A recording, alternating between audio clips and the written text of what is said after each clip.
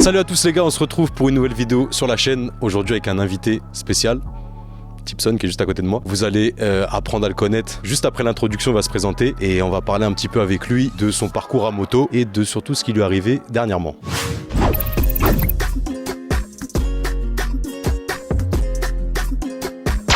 Tipson.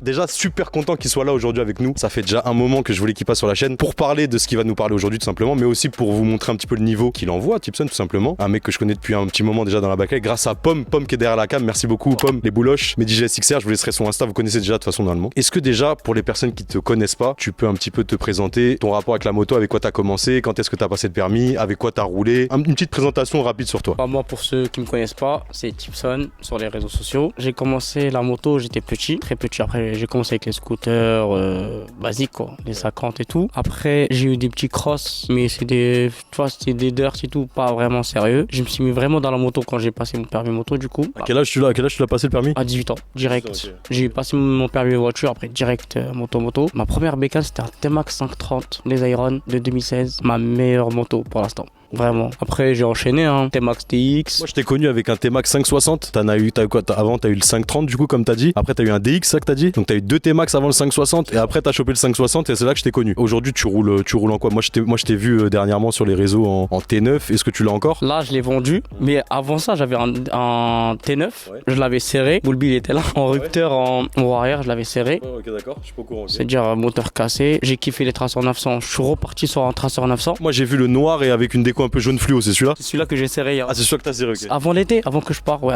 C'était en mois de juin. Je l'avais serré. Après, j'en ai repris un là, après le retour des vacances. Et franchement, T9, j'ai kiffé. Mais là, je l'ai vendu avant-hier. Donc, il est parti. T'as genre un projet de prendre une bécane prochainement, un truc qui te fait de l'œil un petit peu ou même pas encore? Bah, franchement, là, je me suis mis au cross. Et franchement, je regrette de pas être mis au cross il y a très longtemps. Ça change tout. Ah ouais. Et en mode cross bitume ou cross chemin et tout? Cross bitume et cross forêt aussi, ouais. J'aime bien. T'as tâté déjà un petit peu forêt et tout? Ouais.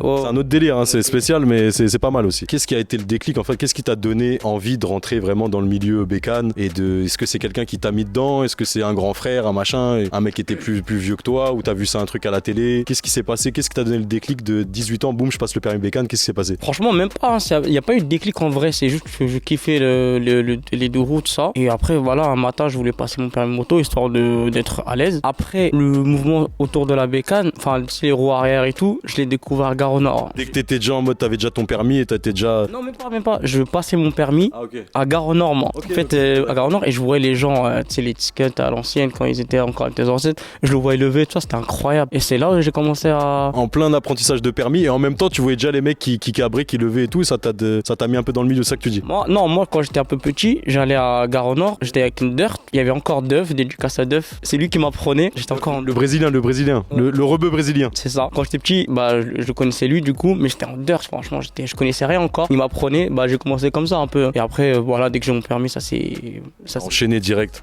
D'ailleurs, c'est Boulby qui m'a appris. Bon prof, Ah, moi aussi, c'est lui qui m'a appris déclenchage, même scooter, il m'a appris à lever. Boulby derrière la caméra, le meilleur des professeurs, les gars. Si vous avez besoin d'un coach pour les wheelings, il est là, il vous fera juste payer super cher. C'est pas une blague, c'est pas une blague, c'est réel ça. Non, vraiment, très bon prof pour apprendre à lever. Dernièrement, moi j'ai su et j'ai vu qu'il t'est arrivé une sacrée dinguerie avec la bécane. T'as eu un grave accident, ça a pris un gros tournant dans ta vie on va dire de motard et dans ta vie personnelle aussi. Est-ce que tu peux nous raconter à ta façon de ce que t'as envie de dire, parce que il y a des trucs que t'as envie que ça reste, c'est plus intime, ça reste un petit peu confidentiel et tout. En vrai, il y a plein de gens qui ont remixé l'histoire. C'est intéressant que tu nous en parles aujourd'hui, ouais. En fait, j'ai entendu plein d'histoires. Je sais pas qui était présent ce jour-là, je pense pas Boulby était présent, je pense qu'il est arrivé après. Je sais qu'il y avait Zoise. Ouais, Zoise. En fait, ce jour-là, je pense on n'était pas plus que 5 à Gare au Nord. Moi, j'allais de base faire un tour. Vraiment, j'allais pas rester. Ça veut dire, je rentre à Gare au Nord, tu vois, c'est commencé. C'est-à-dire, je vais saluer, tu sais, il y avait Jawed, tu casses à Jawed, tout ça, Zoise, le transporteur et tout. Et j'y vais pour faire une roue. Et en fait, au moment. T'es encore en T-Max, toi? T-Max, ouais. Et en fait, au moment où je fais une roue, j'ai le cale-pied gauche qui s'est cassé. Et ça veut dire que ça m'a mis en déséquilibre. En gros, je me suis éjecté. Mais en fait, en s'éjectant, je suis resté sur la poignée ouverte. Ouais. Du coup, la moto, elle est partie tout droit dans le mur.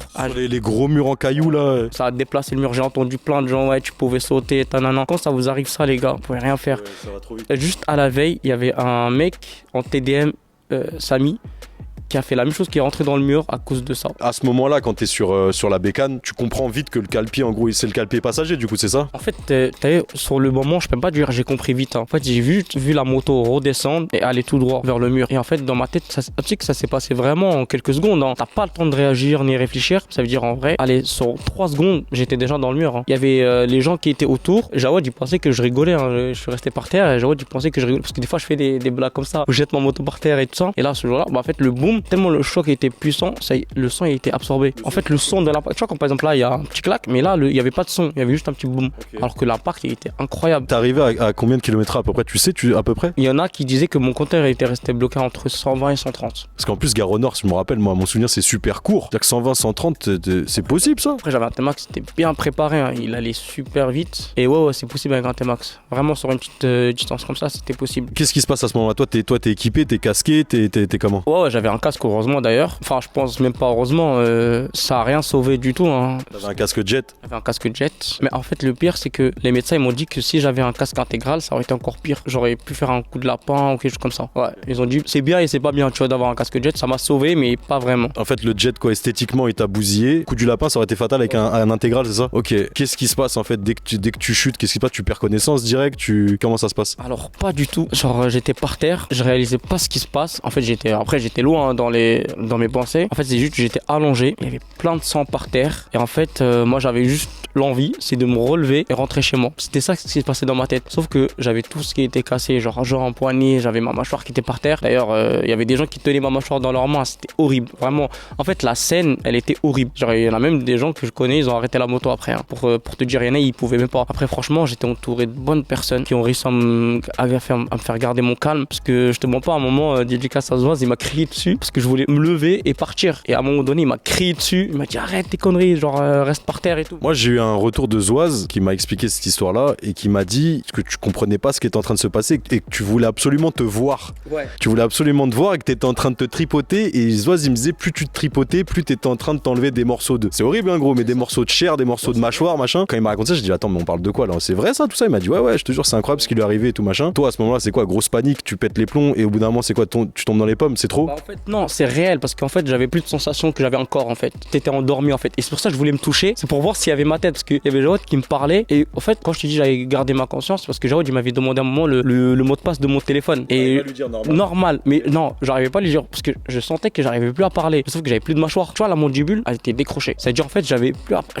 Il comprenait ce que je lui disais, mais pas vraiment. Et moi, ce que je voulais, c'est toucher ma langue si elle était là parce que je sentais plus ma langue. Après, j'avais toutes mes dents qui ont été tombées. Et en fait, il y avait des dents qui étaient encore. En fait, quand je touchais, il y avait encore mes dents qui sortaient. C'était horrible. Franchement, la scène était incroyable. Zoaz, il m'avait crié dessus parce que je me touchais partout. Et en fait, il m'a crié dessus dans le fait que arrête, reste calme et tout. Après, il y avait les pompiers qui sont arrivés. Genre, à ce moment-là, toi, t'es par terre, t'es conscient encore? Par terre, mais avec. Tu vois, là, je commence à vraiment sentir les douleurs. Tu vois, là, vraiment, je commence avant. Tu vois, parce que j'avais. Tout était cassé, hein, vraiment. Qu'est-ce que tu sens cassé du coup? Le bas du corps, les jambes? Et j'avais mes poignets qui étaient. Je les voyais à l'envers. Mon genou était à l'envers. Tout était à l'envers, tu vois. Et en fait, les pompiers sont arrivés assez vite quand même. Hein. Ils ont pas mis beaucoup de temps. Hein. D'habitude, ils mettent un peu de temps. Les pompiers sont arrivés, mais ils ont regardé l'état. Ils ont dit limite, on peut rien faire. Tenez-le comme ça. Genre, c'était limite mes amis à moi qui sont restés avec moi au sol. 10-15 minutes après, il y avait le SAMU. Je crois 2 camions de SAMU qui sont arrivés en urgence. Et même le SAMU, ils étaient choqués. C'est-à-dire, en fait, ils ont dit à Zoaz, si je me rappelle bien, enfin, c'est Zoaz qui m'a raconté que des cas comme ça, c'est soit ils sont morts, soit comme ça, c'est plus facile de transporter. Sauf que moi, j'étais vivant. C'était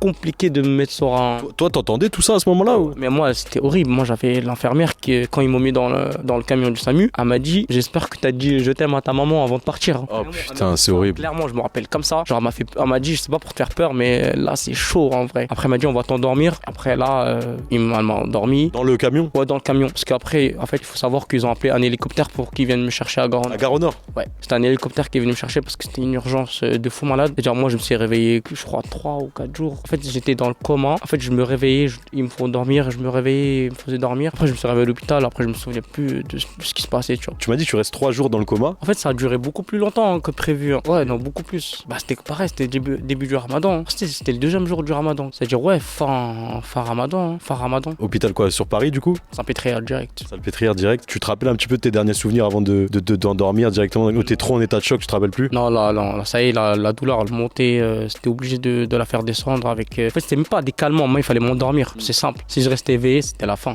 Et au moment où t'es éveillé et que tu vois les secours qui arrivent et qui te mettent dans le camtar et tout, toi, t'as toujours pas vu ta tête à ce moment-là? Non, moi j'avais vu juste l'hélicoptère arriver, je l'avais senti, et après c'est tout. Après je suis parti, j'ai dormi direct. Qu'est-ce qui se passe niveau opération déjà? Qu'est-ce que ça donne? Qu'est-ce qui se passe? Bah en vrai au début ils pouvaient pas m'opérer, parce que comme je t'ai dit, je dormais. Comment? C'est une fois je me suis réveillé qu'ils ont commencé les opérations. Tu te rappelles un peu de ça ou pas? Ouais. Après que des grosses opérations de malade. Hein. Ah ça rigolait même pas, c'était des 10 heures au bloc, que des grosses opérations. J'ai eu la première opération du cerveau, vraiment. Après j'ai eu tout le maxillofacial, la mandibule. En fait ils se sont attaqués d'abord au visage, après ils sont partis vers les côtes cassées, les bras, les jambes, les chevilles, D'abord le visage, après le corps en fait. Parce qu'il y avait plein d'organes qui étaient touchés, des nerfs d'ailleurs et tout. Et en fait c'était le cerveau. Eux ils pensaient que le cerveau était cuit. Après ils ont vu que non, après ça va. Tu vois. Dès qu'ils ont vu que le cerveau n'était pas touché, c'est bon, ils ont relâché la pression. Ça veut dire après. Pour eux, c'était que esthétique en fait du coup. Ouais, après c'était que esthétique. Après, tu vois, c'est revenu. Hein, parce que Boulby, quand je me rappelle, il y a 2 ans, les gens quand ils sont venus à l'hôpital, ils étaient choqués. Hein. Moi, j'ai même pas voulu venir exprès parce que des trucs comme ça me choque de ouf. Je t'ai envoyé un message, je m'en rappelle. Je t'ai dit et tout, force à toi, je suis au courant de ce qui t'est arrivé. Mais des trucs comme ça, c'est un truc que moi,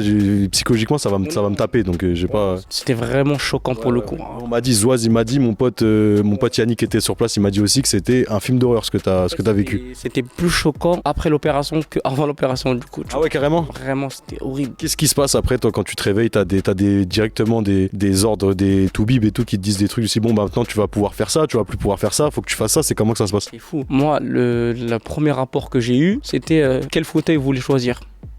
Vraiment comme ça au pied du lit, le médecin il me dit ouais voilà il faut choisir quel fauteuil et tout ça. Je dis qu'est-ce que tu me racontes? Je sens mes pieds. Il me dit non en fait moi psychologiquement je les sentais mais en fait physiquement pour les faire bouger je pouvais pas. Ils étaient endormis. Après ils m'ont mis en comment ça s'appelle? J'avais je sais plus comment ça s'appelle. J'avais deux espèces de sachets qui fermaient mes jambes pour les faire genre réveiller parce que moi ils étaient pas vraiment endormis à 100%. Ils étaient à 40-45. Les stimuler un peu genre. Voilà, ça les stimulait mais ça fait mal ça. Hein. Pendant un mois ça les stimulait. Donc pendant un mois déjà t'es en fauteuil. Ouais.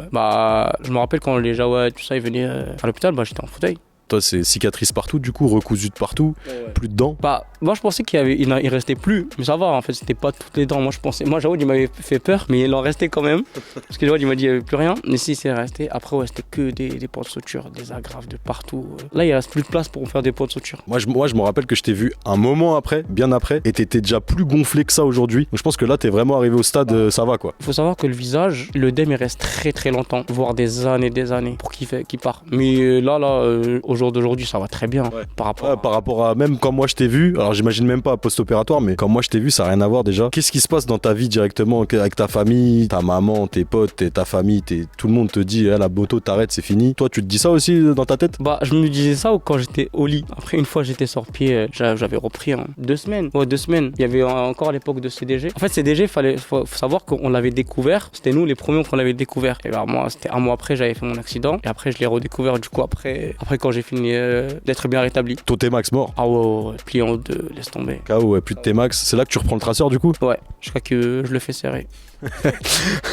Il y a des gens qui te font la gueule quand tu reprends la moto. Enfin, c'est compliqué par rapport à ton entourage ou quoi? Ils te disent ouais, fais pas ça. Ouais, bah ouais, ça, de toute façon, tu l'entends tous les jours, ça, quand tu fais de la moto. Attention, c'est dangereux, tout ça. Moi, ma mère m'a pas interdit. Elle m'a dit, tu fais comme tu veux, comme tu le sens. C'est-à-dire, elle m'a pas vraiment réellement dit, mais bon, c'est très bien comment c'est une maman. C'est-à-dire, non, franchement, ma mère, elle était cool. Quand t'as un accident comme ça, tout s'arrête. Hein. Ta vie privée, elle est arrêtée. Tout est à l'arrêt. T'as des rendez-vous médicaux de partout. Mais quand je dis partout, c'est vraiment partout. Genre, tu limites, c'est comme un taf. Tu vas à 8h, tu ressors à 17h, 18h, t'as des radios, t'as des machins, t'as des prises de sang tous les jours, t'as des médicaments à prendre tous les jours. T'as vu, c'est bien de faire la moto, mais quand c'est comme ça là, en fait, t'as vu des fois on tombe, on fait des roues arrière, on tombe, mais quand tu fais un gros accident comme ça, ta vie elle change, vraiment. Parce que les gens ils se rendent pas compte, hein. Des roues arrière, c'est bien, hein, c'est fun, mais quand tu prends cher, laisse tomber. Moi j'ai eu de la chance, j'ai pas perdu la vie, j'ai pas perdu de membres, alors que j'en ai vu un. Bah, Gare au Nord, avant j'en ai vu un, pareil, il a fait pareil que moi, et maintenant il est en fauteuil roulant. Il y en a un, il était mort. C'est-à-dire, vraiment, moi, on va dire que je suis vraiment miraculé. De ouf, vraiment, t'es le miraculé. Déjà, c'est bien ce que tu dis par rapport à des réseaux, c'est vrai qu'on nous montre souvent des trucs, voilà, lui il gère, lui il fait des trucs que nous on n'arrivera jamais à faire, et ça te pousse à t'améliorer à chaque fois, les roues arrière, les machins, toujours l'adrénaline le plus, celui-là qui va faire le truc le plus ouf et tout. Mais en vrai, les conséquences, quand elles sont là, elles sont ça peut être vraiment dramatique. T'as eu beaucoup de chance dans ta malchance. T'as eu beaucoup de chance. Il faut signaler, l'accident que j'ai eu, c'est le plus banal des accidents qu'on peut avoir. C'est-à-dire c'est un accident que genre vraiment tout le monde peut avoir. C'est pas parce qu'on a pris des risques et tout. C'est vraiment un accident que tout le monde peut avoir. Vraiment, tout bête. En fait, c'est l'un de mes pires. Je suis tombé en warrior bien plus violent que ça. Hein. Mais là, c'était vraiment tout bête et c'était le pire. Ma mère, je sais qu'elle a entendu l'hélicoptère, elle a dû craquer. Hein. Ça se passe comment à ce moment-là? C'est l'hôpital qui s'occupe d'appeler tes proches et tout. Non, c'est même pas toi, tu peux même pas. C'est pas ça le pire, c'est que moi, j'ai des amis à moi qui sont partis lui dire à ma mère. Catastrophe. Hein. Faut pas dire ça directement aux parents. Toi, t'as des grands frères, grandes sœurs ou quoi, de la famille en mode frères et sœurs?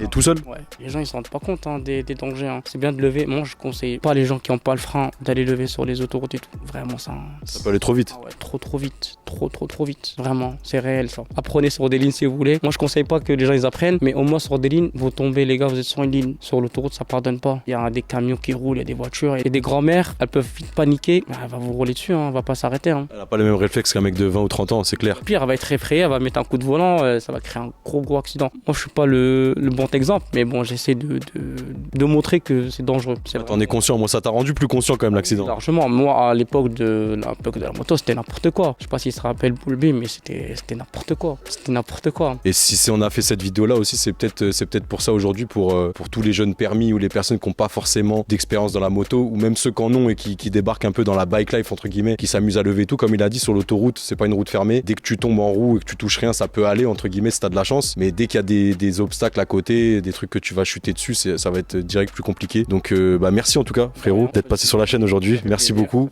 Ça fait plaisir. Les gars, envoyez-lui de la force. Je vous laisse son Instagram en dessous. Soyez prudents les gars, faites vraiment attention. Pour moi vraiment, plus les années passent, plus ça me calme moi la bécane. Je fais de moins en moins le con sur la route. Même si on a toujours été un peu prudent, on n'a jamais fait vraiment les foufous en tout cas pour moi. Je parle pas pour Pomme parce que Pomme je l'ai connu dans une époque où il remontait en roue à 200 entre les voitures en remontée de fil. Et j'étais derrière lui, j'ai cru que j'allais mourir 10 fois. Lui m'a fait connaître la bécane comme ça. Donc franchement. Avec le Ténéré. Ouais.